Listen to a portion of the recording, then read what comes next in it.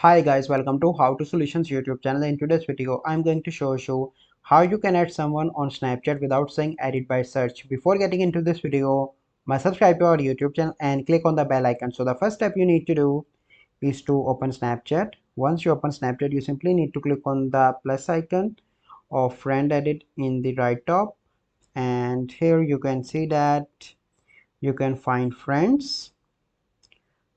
So let's suppose if you want you can find with the name, so I'm going to find with the name. But if I'm going to add, so let's select the second one and click on add, then this person will show to that I added him by search. But if you do not want to show edit by search, you simply need to tap on the profile picture and then you need to click on add friend, and then it will not mention that you can edit him with the search.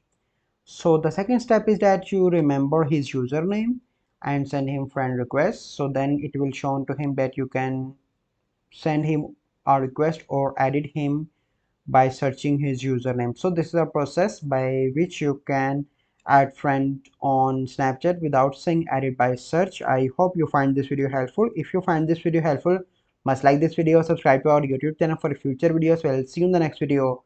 Thank you. Have a good day.